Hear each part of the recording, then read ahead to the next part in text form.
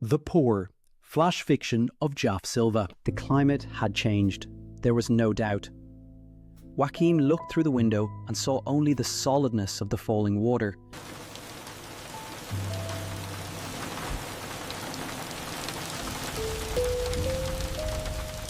He looked at the ceiling and countless leaks dripped in icy water.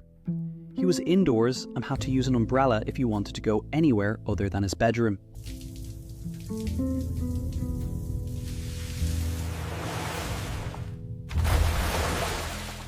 He looked at the desk calendar, where the rainy days were crossed out with a red pen. June was coming to an end and only 5 days were not marked. Since the middle of the previous year, the months had been similar.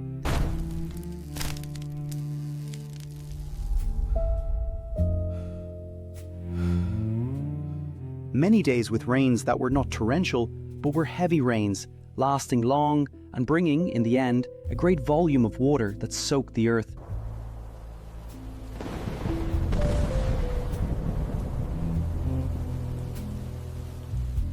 The days without rain were also not typical days. The torrid sun vaporized a good amount of the excess water on the surface, making the sky cloudier than ever. And then, the rain would return in 1 or 2 days with the same intensity in a vicious cycle.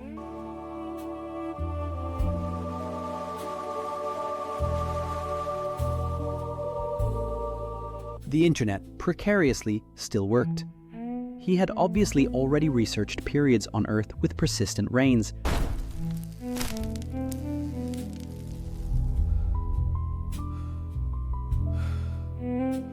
The most interesting one had occurred about 200 million years ago, the Carnian pluvial episode. Massive volcanic eruptions in the current region of Canada had created a greenhouse effect that generated constant rains for 2 million years.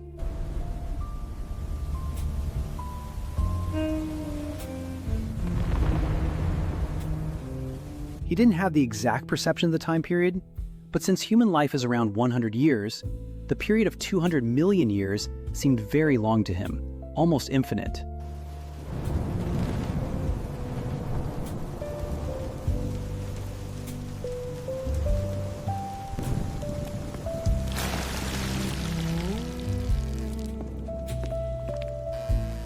Perhaps the rains were similar, but the causes certainly were not. He didn't remember any news about abnormal volcanic eruptions, but the onset of the rains was very real, although it had not been notorious. The perception that it was not a local phenomenon, but a global one, materialized in weeks. The comments at the time emphasized that it was just a longer rain than usual, but that it would soon be ended by the planetary climate dynamics itself. Except that now this assumption seemed chimerical.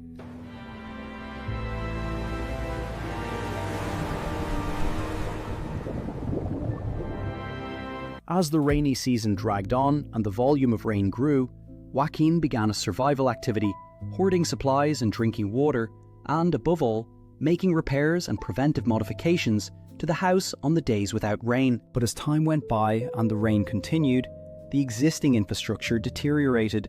Supplies and materials became scarce. The electricity, water, and gas distribution systems began to collapse.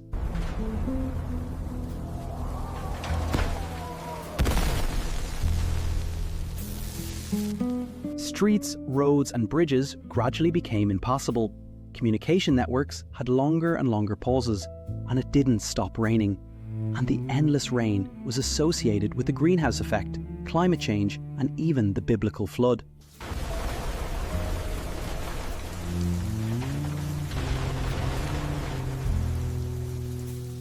Oops, the lights went out. To confirm, he pressed the switch twice. No light. He sat on the edge of the bed, feeling tired, poorly shaven, and hungry.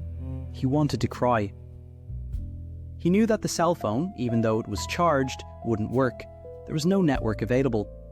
Even so, he tried a connection. In vain.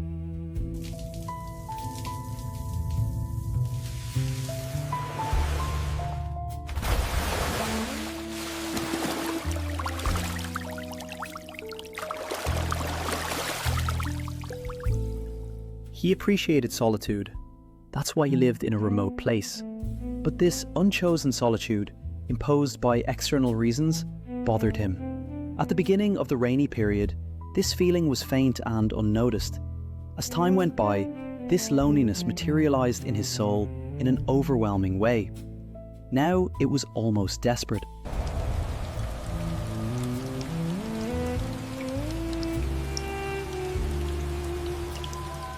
This caused him deep sadness, a depression that led him to starvation. He began to conform and accept his fate of gradually wasting away without tears. He heard a telluric noise. Through the window, he noticed an oceanic mass of water progressing in his direction.